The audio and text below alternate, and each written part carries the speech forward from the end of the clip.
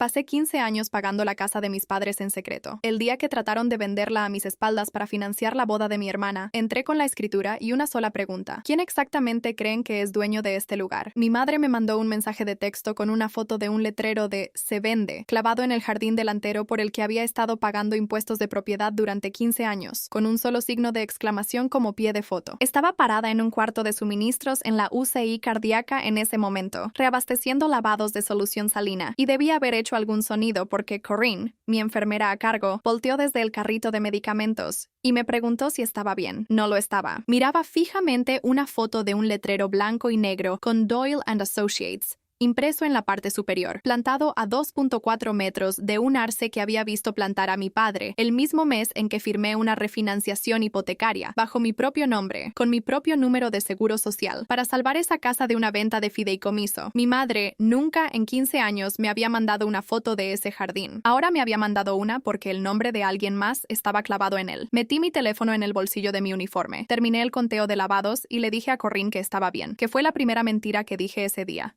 Y no la última. Lo que no le dije, lo que apenas me permití pensar en oraciones completas, fue que el letrero de esa foto estaba parado sobre un pedazo de propiedad que mis padres no eran dueños, que no habían sido dueños en una década y media. Un hecho que de alguna forma, a lo largo de 15 años de cenas de domingo y mañanas de Navidad en esa casa, habían logrado desaprender por completo. Terminé mi turno. Manejé a casa con la radio apagada y en algún lugar cerca de la salida de la Ruta 9, mirando luces de freno, entendí que lo que fuera que viniera después en mi familia no iba a ser una conversación. Iba a ser una corrección, solo que todavía no sabía cuánto me costaría hacerla, ni cuántas personas fuera de mi familia terminarían paradas en los escombros conmigo. Había sido enfermera de la UCI durante 11 años para entonces, lo cual significaba que me había vuelto muy buena en mantener la calma mientras las cosas se incendiaban a mi alrededor. Estaba a punto de necesitar cada gramo de ese entrenamiento para un fuego que había estado ardiendo lentamente en mi propia familia durante una década y media, y ninguno de nosotros había notado el humo. Había crecido en esa casa en Larchmont Drive, un ladrillo achaparrado de 3 recámaras en un pueblo llamado Millhaven, del que nadie fuera del condado de Ashcombe había escuchado jamás. La del medio de 3 hijos, entre Grant, mi hermano, que se fue a la Fuerza Aérea a los 18 años y nunca realmente volvió excepto en días festivos, y Paige, mi hermana menor, que llegó 6 años después de mí y de alguna forma absorbió cada gramo de atención que quedaba en la casa después de eso. Había un olor específico de cocina que todavía podía convocar bajo demanda, la cafetera de percolación de mi madre, el vinil de los asientos de las sillas, una vela llamada Autumn Harvest que quemaba desde septiembre hasta enero cada año de mi infancia, y un crujido específico en el cuarto escalón que había aprendido a saltarme desde los 9 años para no despertar a nadie al llegar tarde a casa. Detalles pequeños e inútiles. Todavía los tenía todos. Mi padre, Walter, manejó un pequeño taller de reparación de electrodomésticos en un centro comercial durante 22 años. El tipo de lugar con un letrero escrito a mano y una campanita sobre la puerta. Mi madre, Carol,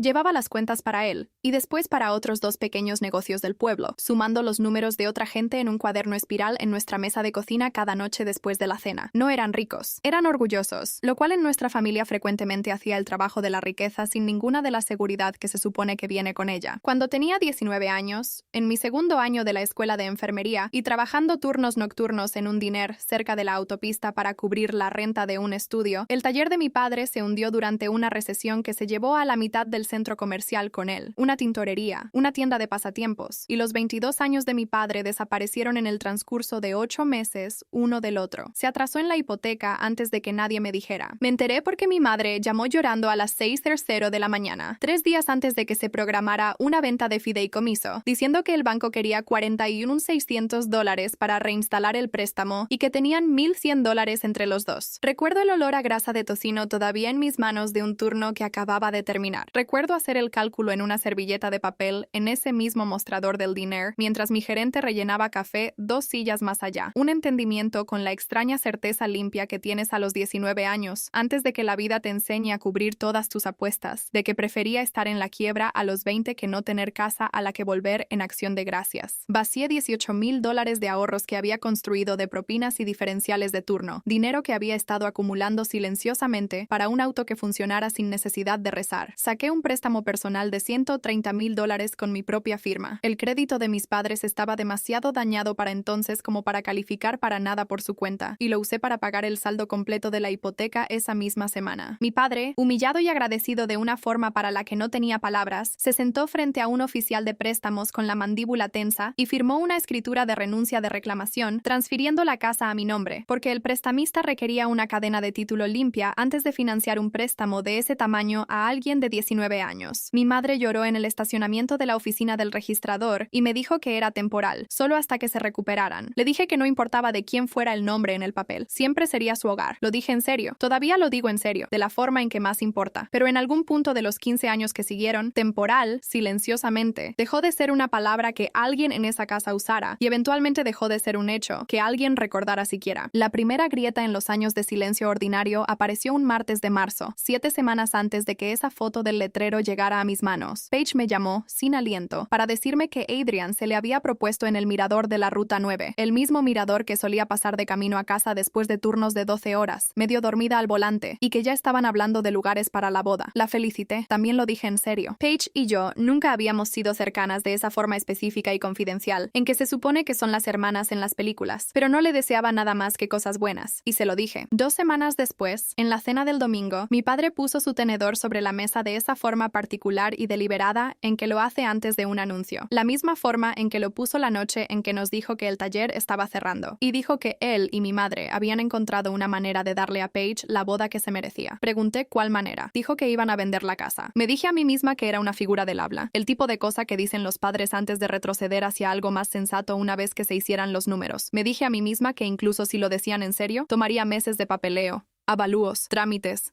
tiempo suficiente para que alguien explicara con calma y gentileza lo obvio antes de que llegara a algún lado. Me dije a mí misma que podía mencionarlo en privado, a solas con mi madre, sin convertir una cena familiar en una sala de tribunal. No dije nada esa noche. 11 años de enfermería me habían enseñado que las palabras equivocadas en el momento equivocado pueden hacer más daño que el silencio, y genuinamente creí que el silencio me compraría el tiempo para encontrar las correctas. Mis manos estaban firmes cortando el asado en mi plato. Mi estómago no lo estaba. Tomaron mi silencio como un sí. 3 semanas después de esa cena, Kimberly Doyle, 11 años en bienes raíces residenciales, una foto de ella misma en un blazer rojo sonriendo desde cada banca de autobús en Millhaven, ya había caminado por la casa 2 veces, tomado fotos del listado de la cocina que mi madre nunca me había dejado repintar de adolescente, y programado una casa abierta para el sábado siguiente. Mi madre me mandó esos detalles por mensaje de la forma en que le mandarías a alguien planes para una parrillada. Casa abierta, SAB 11-2. Kim dice que el mercado está caliente ahora. Llamé en vez de responder por texto, y mi madre me puso en altavoz para que mi padre pudiera escuchar. Y cuando dije con cuidado que no creía que esto fuera algo que pudieran hacer sin hablar conmigo primero, la voz de mi padre se volvió plana y final de una forma que sentí en los dientes traseros. Esta no es tu decisión, Elise. Es nuestra casa, no es tu casa. Recuerdo exactamente dónde estaba parada cuando lo dijo. Mi propia cocina. Un trapo de cocina en una mano, el grifo todavía corriendo detrás de mí, una olla de arroz enfriándose en la estufa. Recuerdo pensar con una claridad opaca e incrédula que no me estaba mintiendo para lastimarme. Genuinamente lo creía. 15 años viviendo dentro de esas paredes, pagando los servicios,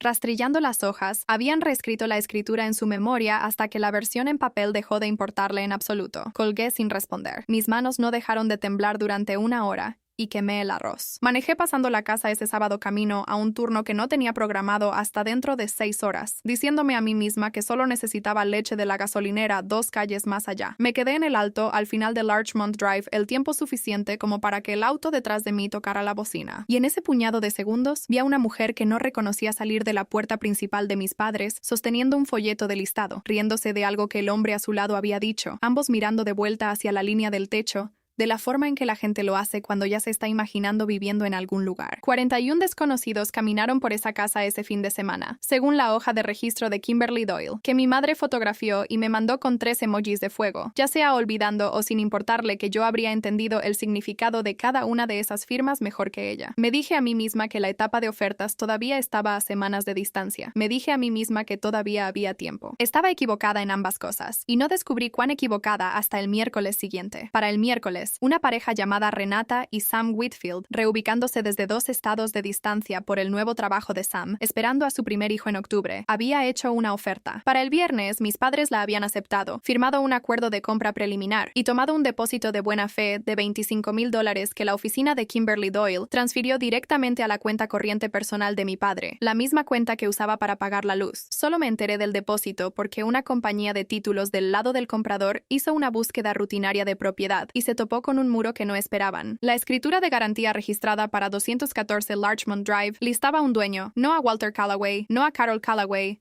Elise M. Callaway, yo, registrada 15 años y 2 meses antes. Libro 434-71, página 209, en una presentación que precedía la mera idea de la boda de Paige por más tiempo del que Paige había sido adulta. La asistente de custodia de la compañía de títulos me dejó un mensaje de voz un lunes por la mañana, educada y ligeramente confundida, preguntando si podía aclarar la discrepancia de propiedad en una propiedad bajo contrato para cerrar en 5 semanas. Lo escuché 2 veces en la sala de descanso del hospital, mi café enfriándose en la mano, mi corazón haciendo algo errático y pesado contra mis costillas, y entendí, con una larga y enferma caída de mi estómago, que mis padres no solo habían decidido vender mi casa sin preguntarme, habían tomado $25,000 de desconocidos para vender una casa que legalmente nunca había sido suya para vender en absoluto. Y en 29 días, ese error iba a convertirse en el problema legal de alguien. ¿Hiciera yo algo al respecto o no? Devolví la llamada con las manos no del todo firmes y les pedí que me mandaran todo lo que tenían por escrito. Después me senté en mi auto en el estacionamiento del hospital durante mucho tiempo antes de poder obligarme a manejar. No llamé a mis padres ese día, llamé a una abogada. Dana Ferris tenía 14 años en derecho de propiedad inmobiliaria,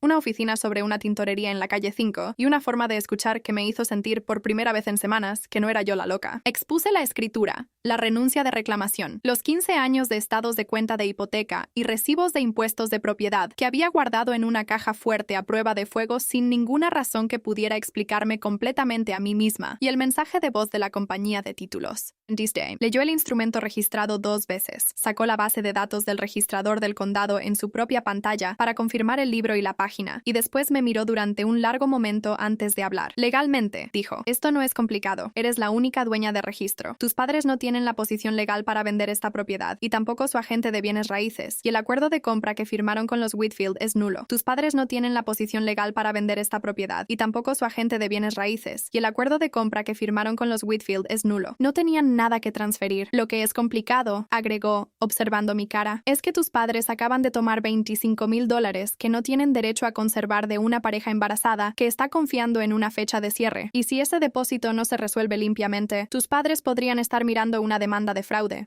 no solo un contrato roto. Me mandó esa misma semana a la oficina del registrador del condado a sacar copias certificadas de todo. Y fue una empleada ahí, una mujer de voz suave llamada Farah Haddad, que había trabajado en el mostrador de escrituras durante 6 años, quien deslizó el mapa de parcela original de 1998 y la escritura registrada de hace 15 años sobre el mostrador hacia mí juntas, lado a lado, y dijo, no sin amabilidad, la gente olvida que el papel es lo único que no cambia de opinión. Me quedé parada en ese mostrador sosteniendo ambos documentos, y sentí que la garganta se me apretaba de mí, una forma que no tenía nada que ver con la luz fluorescente. Dana también me conectó con Owen Baptist, oficial senior de títulos en Harbor County Title, con 9 años señalando exactamente este tipo de cosa. Una nube en el título, lo llamaba, usando la frase de la forma en que los doctores dicen lesión, clínica y sin inmutarse, como si lo hubiera visto 100 veces y nunca hubiera sido el fin del mundo. Owen me explicó qué pasaría automáticamente si no hacía nada. La compañía de títulos emitiría un aviso formal del defecto de propiedad a todas las partes. El cierre se congelaría y el depósito de buena fe de los Whitfield, sentado en una cuenta de custodia, no en la cuenta corriente de mi padre, lo cual era en sí mismo su propio problema separado, se convertiría en el tema de una disputa para la que nadie involucrado se había preparado. El sistema en realidad está construido para atrapar esto, me dijo por teléfono, papeles crujiendo de su lado. La parte aterradora no es el papeleo. La parte aterradora es lo que pasa entre la gente de la familia antes de que el papeleo se ponga al corriente. No estaba equivocado. Antes de que ningún papeleo se pusiera al corriente para arreglarlo de la forma silenciosa. Manejé a Larchmont Drive un jueves por la tarde y me senté en la mesa de la cocina, donde una vez había hecho tarea de álgebra bajo una lámpara colgante que todavía zumbaba débilmente cuando se calentaba, y le dije a mis padres, tan suavemente como sabía hacerlo, que entendía cuánto querían que esta boda fuera todo lo que Paige había soñado, y que quería ayudar, que tenía ahorros, que podía contribuir dinero real directamente hacia eso, sin condiciones, lo que fuera que necesitaran, pero que la casa no podía ser parte de ese plan, porque nunca había sido legalmente suya para dar en primer lugar. La cara de mi madre hizo algo complicado, entre la confusión y la ofensa. Mi padre tensó la mandíbula de la forma en que lo hace cuando ha decidido que una conversación ya se terminó antes de siquiera empezar a terminar. Siempre has resentido que a Paige las cosas le llegan fácil, dijo. Esto es exactamente de lo que estoy hablando. Por fin tiene una cosa buena y encuentras una forma de hacerlo sobre ti. No se trata de resentimiento, dije, manteniendo mi voz nivelada mientras mi pulso subía. Se trata del hecho de que firmaron un contrato sobre una casa que no está a su nombre.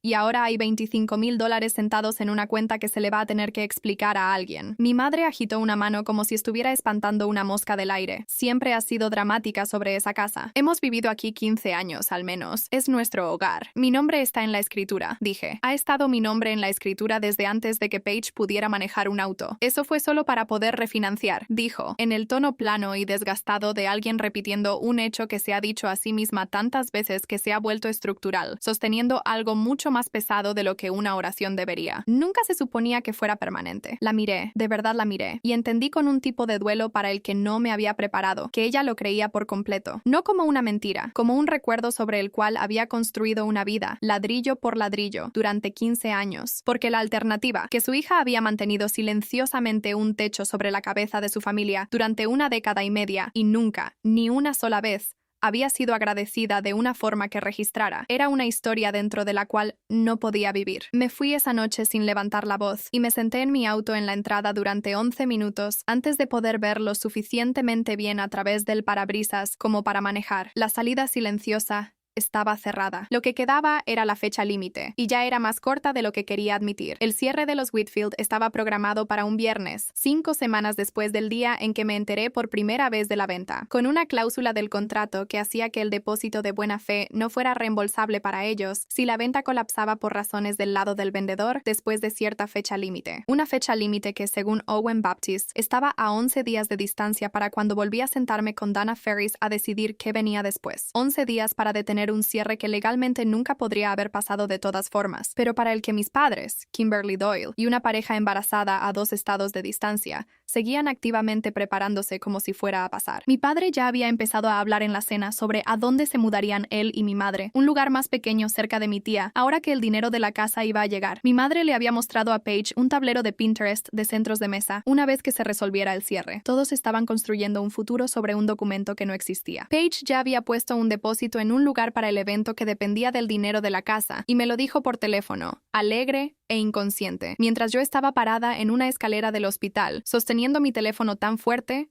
que me dolían los nudillos. No pude dormir esa semana. Me acostaba corriendo la cronología una y otra vez. 11 días, después 9, después 7, y mi pecho se apretaba en la oscuridad de la misma forma en que lo hace por un paciente colapsando en un monitor. Esa alarma específica y sin palabras que tu cuerpo suena antes de que tu mente se ponga al corriente por completo. Corrine lo notó en el trabajo antes de que yo dijera una palabra al respecto. Me atrapó mirando fijamente un expediente que ya había leído 2 veces y preguntó en voz baja si necesitaba hablar. Le conté la versión corta. Mi familia, una casa, un lío, y no insistió. Solo me apretó el hombro al pasar junto a la estación de enfermería, el tipo de pequeña misericordia que te ayuda a pasar el resto de un turno de 12 horas cuando no puedes darte el lujo de derrumbarte frente a un paciente. Me senté en mi auto afuera de la oficina de la compañía de títulos con la carta de Dana Ferris en el asiento del copiloto, el aviso formal que estaba a punto de enviar congelando el cierre, y mis manos no dejaban de temblar sobre el volante, porque entendí que enviarlo no solo iba a detener una venta, iba a ser el momento en que mis padres finalmente tuvieran que ver, sin forma de mirar hacia otro lado, lo que en realidad habían hecho. Tenía 11 días, y todavía no sabía si iba a pasarlos protegiendo a mis padres de las consecuencias de sus propias decisiones o entregándoles esas consecuencias con ambas manos. La cena fue idea de mi madre, aunque no lo supe hasta después. Una cena familiar en la casa 6 días antes del cierre programado, que le había presentado a Paige como una oportunidad para celebrar antes de que llegara el dinero de la casa y todos se pusieran ocupados con la logística de la boda. Lo que ninguno de ellos sabía, sentándose a un asado ese jueves por la noche, era que el aviso formal de Dana Ferris ya había sido entregado a la compañía de títulos, a la correduría de Kimberly Doyle y a la abogada de los Whitfield esa misma tarde. Lo que no sabían era que Owen Baptist ya había llamado a mi padre 2 veces ese día y no había obtenido respuesta, porque mi padre, metódica y completamente, filtra números que no reconoce. Manejé a Larchmont Drive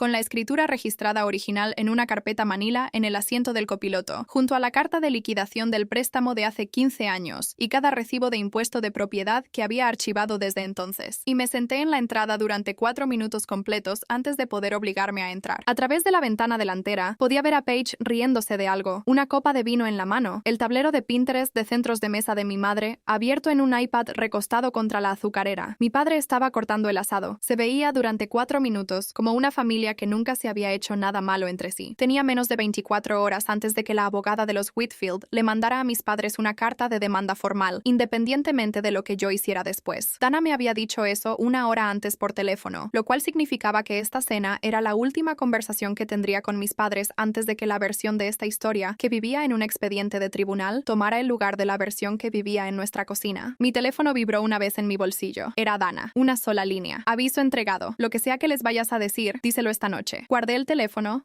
tomé la carpeta y entré. El cuarto se quedó en silencio de la forma en que los cuartos se quedan en silencio cuando algo claramente ya ha salido mal y nadie lo ha dicho en voz alta todavía. La sonrisa de mi madre se quedó en su cara medio segundo de más. Mi padre puso el cuchillo de trinchar sobre la mesa. ¿Qué es eso?, dijo. No una pregunta. Una advertencia. Abrí la carpeta y puse la escritura encima. Número de libro y páginas circulados con la misma pluma roja que había usado hace 15 años para marcar el día en un calendario que todavía tenía en algún lugar en una caja en mi closet. Esa es la escritura de garantía de esta casa, dije. Registrada hace 15 años este octubre. Esa es la carta de liquidación del préstamo que saqué a mi nombre para salvarla de la ejecución hipotecaria. Y estos son 15 años de recibos de impuestos de propiedad, todos pagados desde mi cuenta. Miré a mi padre, después a mi madre, después a Paige, cuya copa de vino se había detenido a medio camino de su boca. Así que voy a hacer una pregunta y esta vez de verdad quiero una respuesta. ¿Quién exactamente creen que es dueño de este lugar? La cara de mi padre pasó por 3 expresiones en menos de 2 segundos. Confusión, después actitud defensiva, después algo que se veía casi como miedo. Esta es nuestra casa, dijo, pero su voz había perdido la certeza que tenía en cada otra versión de esa frase. Hemos vivido aquí 15 años. Ustedes han vivido aquí 15 años, dije, porque me aseguré de que tuvieran una casa en la que vivir, no porque alguna vez fuera suya en papel. Ha sido mía desde la semana en que casi la perdieron, la misma semana en que me dijeron que era temporal. Volté la escritura para que pudiera ver la fecha. Ya no es temporal, papá. No lo ha sido en mucho tiempo. Solo que nunca preguntaron. Alguien está llamando, dijo Paige de repente, mirando fijamente su teléfono, que había empezado a vibrar sobre la mesa. Un número desconocido, código de área a 2 estados de distancia. Nadie contestó. Se fue a buzón de voz y empezó a vibrar de nuevo casi de inmediato. Probablemente son los Whitfield, dije, o su abogada. Tomaron $25,000 de ellos por una casa que no es de ustedes,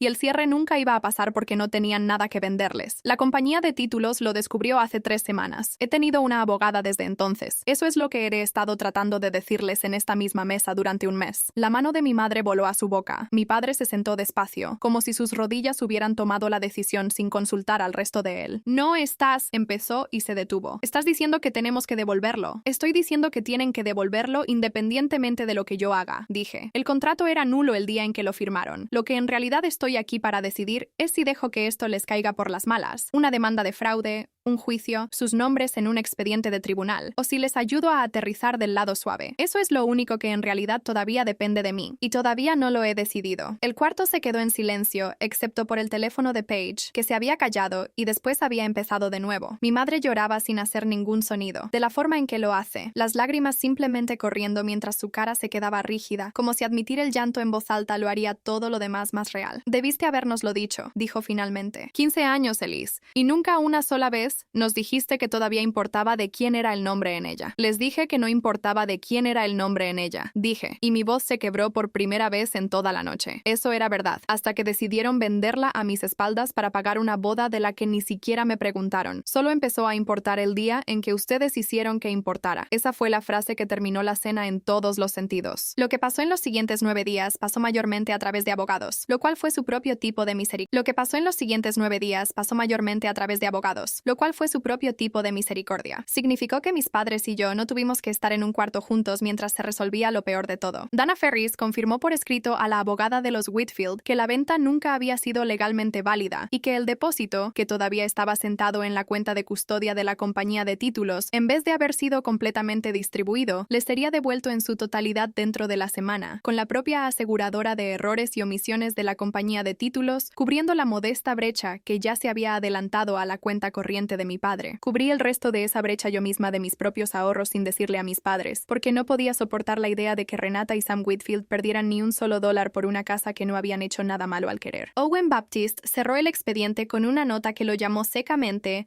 una resolución inusualmente limpia para lo desordenado que podría haber sido. Kimberly Doyle, cuya comisión se evaporó junto con la venta, le mandó a mi madre un correo cortante sobre responsabilidad del corredor, y nunca volvió a mencionarse en nuestra casa. Mi padre nunca fue a prisión, nunca enfrentó un cargo real de fraude. Dana se aseguró de eso, trabajando con la oficina del fiscal del condado para enmarcar todo el asunto como un malentendido familiar que había sido corregido antes de que ocurriera un daño real, lo cual era más o menos cierto. Pero la boda se hizo más pequeña. La recepción del club de campo se convirtió en una en el patio trasero. Paige, para su crédito, nunca trató de hacer que se tratara del dinero después de esa cena. Me llamó 2 días después, callada de una forma que nunca antes había escuchado, y preguntó si era cierto. Todo. Y cuando dije que sí, se quedó callada durante mucho tiempo, y después dijo que lo sentía en una voz que sonaba como si quisiera decir más que solo sobre la boda. Mis padres se mudaron de Larchmont Drive 4 meses después. No porque yo los obligara, sino porque ninguno de nosotros podía imaginar cómo volver a sentarnos en esa mesa de cocina, fingiendo que los últimos 15 años habían sido una historia que todos recordábamos de la misma forma. Les ayudé a encontrar un lugar más pequeño cerca de mi tía, y pagué el depósito de seguridad porque algunos hábitos no terminan solo porque la ilusión que los hizo necesarios finalmente terminó. Todavía soy dueña de la casa en Larchmont Drive. A veces vuelvo en mis días libres y me siento en el escalón del porche donde mi padre solía leer el periódico, y me permito sentir exactamente lo que necesito sentir, y ni un minuto más, porque 11 años en una UCI también me enseñaron eso, que el duelo tiene un cambio de turno, igual que todo lo demás, y eventualmente marcas tu salida y te vas a casa. La mía esta vez es la que tiene mi nombre en la escritura.